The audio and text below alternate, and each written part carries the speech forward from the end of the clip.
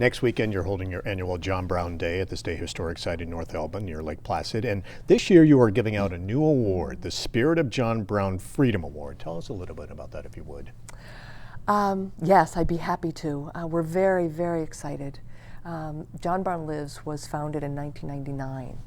And a year ago, one of our board members, Dr. Hadley Kutzik-Aaron from SUNY Potsdam, she brought to us the idea of establishing an award in John Brown's name.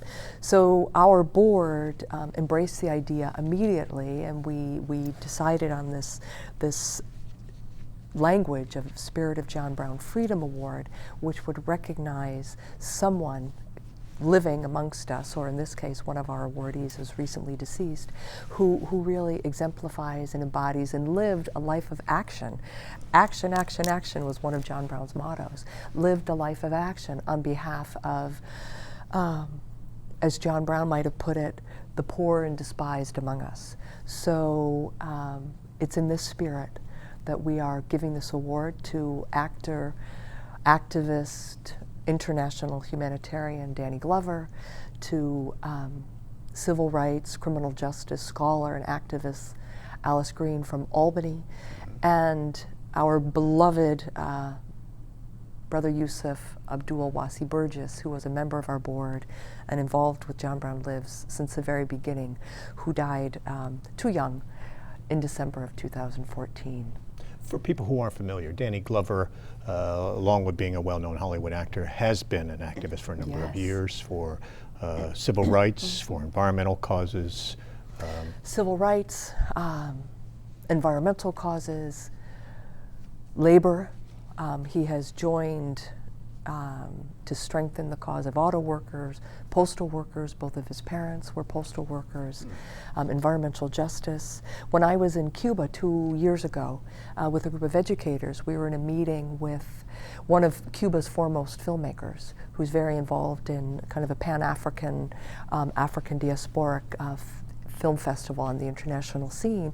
And in the course of the conversation, he spoke very movingly of the important contribution that Danny Glover's support, moral support, his imprimatur, his visibility, and so forth, has given to this international effort among filmmakers and artists. His work against apartheid, the films that he's chosen, Mandela, The Color Purple, what he's chosen to act in many cases, and then more behind the scenes, what he's chosen to produce and support, a film about Toussaint Louverture, the Haitian revolutionary, and the really revolutionary who brought about the first anti-slavery republic in all of the Americas, and his mentoring of young people, young African-American actors, how he speaks out about education, the importance of education, literacy, family literacy, and as you mentioned, climate change and climate justice. So it's a great honor for us to have an afternoon with a man who lives a motto, who lives, according to John Brown's motto of action, action, action, to address the concerns of the issue that we are living with, that the world is facing right here, right now, today. And he's planning to attend the ceremony on May 7th? Yeah, we're working out the travel and all of that, yeah. Alice Green is much closer in Albany. She has done a lot of work when it comes to legal matters, civil rights, civil justice, in the Albany area.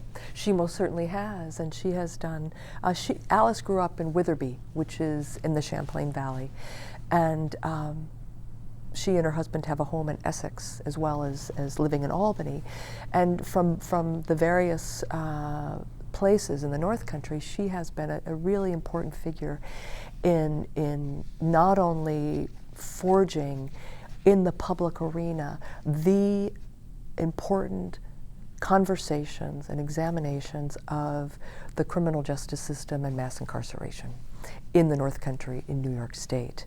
So she's done that, as I would argue, for the benefit of all of us, even though obviously, given the strong economic underpinnings of our economy, of the correction system in the North Country and in New York State, she has, she's bravely moved forward and as I said, forged a conversation that we really all need to be having. In addition, she's been an advocate, an outspoken, courageous advocate on behalf of people who are incarcerated, formerly incarcerated, and their families, in the forefront of programming to help make re-entry a more successful transition, a more lasting transition, to reduce recidivism, to help people get, and their families get their lives back on track, and also to help craft policies, both at the state level and in Albany, that affect, that improve community policing. And therefore reduce arrest rates for small crimes and so on. So she, I think as a society, as a state, we owe her a debt of gratitude. And just recently, I think that what says that more than I ever could, the police chief of Albany has recognized Alice, as has the mayor, for her contributions to improving the quality of life for all Albanians, I guess, as they call themselves. That's right. And the third recipient, Brother Yusuf. Yeah, Brother Yusuf, who's known by many around the North Country. He is from Long Island, but Albany has been his home for many, many years. He and his wife, Cherry, and their children.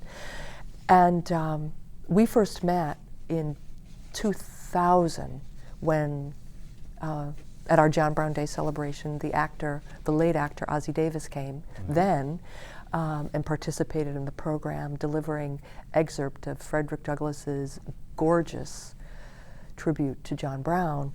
And Brother Yusuf, like he has done, brought a troop of kids with him, with kayaks on top of the vans, to come and experience this place, the Adirondacks, its beauty, its power, its healing power, but also to begin to drink of the rich history of the region and feel a part of the place. So he continued to bring that to our work, to the families and communities that we work with. He also has an incarceration history in the North Country. So he informed so much of our work on a project that we've been doing for the last couple of years called The Correction, which is really designed to help bring people from all sides of the issue to really look at what have been the comprehensive tolls and impacts of mass incarceration and the war on drugs, the drug wars, and now we're moving into to also address mass deportation, mass detention, and mass deportation of immigrants. And you had mentioned a little earlier